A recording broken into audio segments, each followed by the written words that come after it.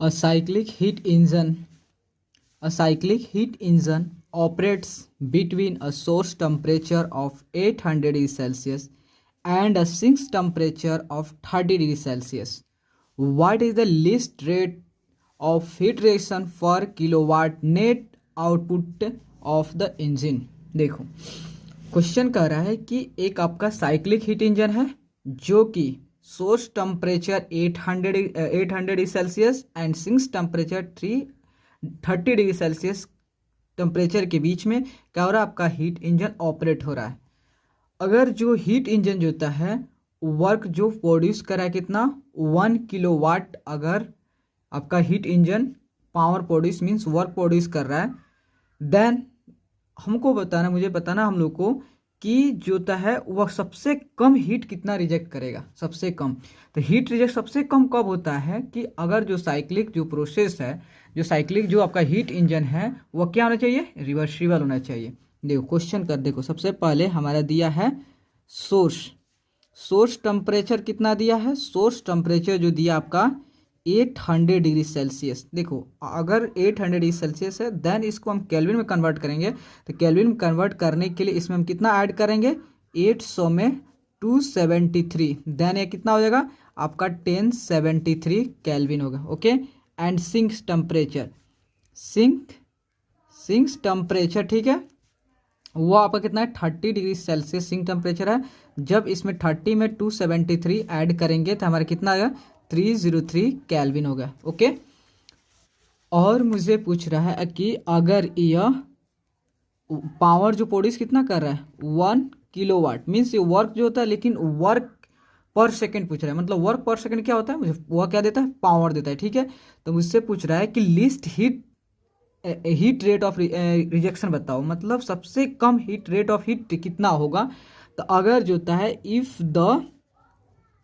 If the जो cyclic heat engine है, cyclic heat engine जो है आपका, if the cyclic heat engine is क्या हो, रिवर्सिबल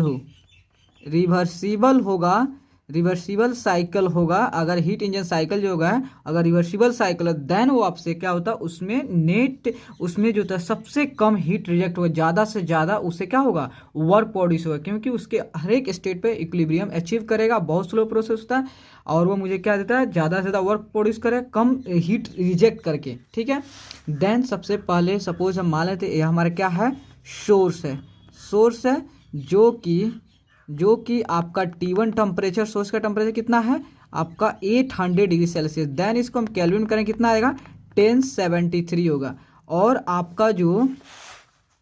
आपका सपोज ये आपका सिंक है, ठीक है, सिंक है जो कि कितना टेम्परेचर T2 टेम्परेचर और कितना 30 डिग्री सेल्सियस, मीन्स यह 303 केल्विन पे ऑपरेट हो रहा है। ठीक है, और इस सोर्स टेम्परेचर और सिंक टेम्परेचर के बीच में आपका हीट इंजन ऑपरेट हो रहा है। ठीक है, और आपका क्या है, हीट इंजन जो कि यह आपका हीट इंजन है जो किस में ऑपरेट हो रहा है, दो सोर्स एंड सिंक टेम्परेचर के बीच में। ठीक है, देन ये क्या कर रहा है, आपका हीट इंजन क्या होता है, वर्क प्रोड्यूसिंग डिवाइस होता है। ठीक है, देन ये क्या करेगा, हाई टेम्परेचर से हीट को लेगा। ठीक है, सपोज इससे Q1 हीट लिया, देन इससे क्या करेगा, अब वर्क यह प्रोड्यूस करेगा, लेकिन यहाँ पर रेट ऑफ हीट आ रहा है और रेट ऑफ आपको वर्क पावर दिया, तो इससे मान लो कि यह Q1 रेट ऑफ हीट ले रहा है and then Q2 heat of heat आपको रिजेक्ट कर रहा है after producing the work power produce करने के बाद जो हीट जो पावर में जो आपका रेट ऑफ हीट कन्वर्ट नहीं हो पा रहा है वह हीट क्या हो रहा है, सिस्टम से बाहर चल जाए। ठीक है,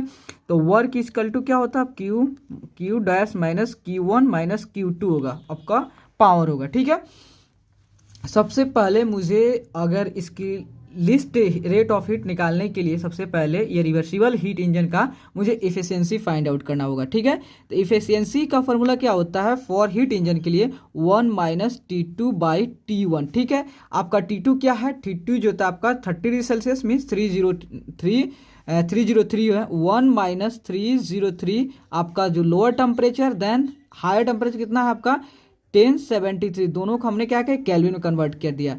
जब इसे सॉल्व किया जाएगा आपका 1 माइनस होता है 0.28, देन यह कितना आपका आएगा 0.72, मतलब ये आपका 72% इसकी एफिशिएंसी है। ठीक है, देन मुझसे क्या पूछ रहा है, ठीक है, आप यह निकाल दिए।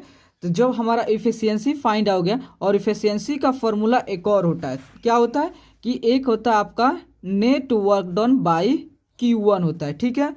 तो देखो यहाँ जो आपका जो पावर दिया है और रेट ऑफ हीट दिया है, देन इसको पावर है तो इसको भी हमको रेट ऑफ हीट करना पड़ेगा, ठीक है। और नेटवर्क कितना प्रोड्यूस कर रहा है, यह आपका जो है नेटवर्क जो आपका हीट इंजन प्रोड्यूस कर कितना 1 किलोवाट प्रोड्यूस कर रहा है, ठीक है। Then Q1, okay. तो इफिशियंसी ऑलरेडी दी, आप कितना निकाले 0.72। जब 0.72 आपका इफिशियंसी हुआ और 1 किलोवाट आपका पावर हुआ, देन Q1, तो आपका Q1 इजकल टू हो जाएगा, क्या हो जाएगा, तो Q1 इजकल टू जो आपका होगा 1/0.72। देन आपका Q1 की वैल्यू निकल के आएगा 1.39 किलोवाट आएगा, ठीक है। अब मुझे क्या करना है, Q2 को वैल्यू फाउंड आउट करना है, क्योंकि Q2 जो हमारा लिस्ट रिजेक्शन हीट कौन सा है, ये Q2, यही ना हीट रिजेक्ट हो रहा है Q2। देन मुझे क्या करना है, Q2 की वैल्यू ही कैलकुलेट करना है। तो वहां पर ऑलरेडी दिया है आपका रेट ऑफ वर्क जो है, कितना दिया है रेट ऑफ वर्क जो था, Q1 rate of heat 1 minus rate of heat 2, ठीक है। आपका वर्क जो प्रोड्यूस हो रहा है, नेट वर्क प्रोड्यूस हो 1 किलोवाट है, ठीक है।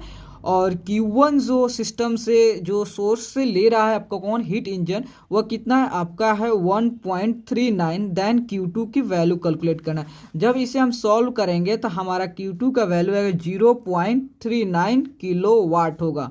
मतलब जो हीट का रिजेक्शन सबसे कम से कम हीट जो सिस्टम से रिजेक्ट होगा आपका 0.3 किलोवाट होगा। मतलब जो है यह आपका लिस्ट रेट ऑफ जो है हीट रिजेक्शन होगा, यही आपका लिस्ट हीट ऑफ रिजेक्शन है। इस कितना आपका है 0.39 किलोवाट, इतना हीट आपका रिजेक्ट होगा अगर आपका साइकिल जो है रिवर्सिबल इंजन होता है तो।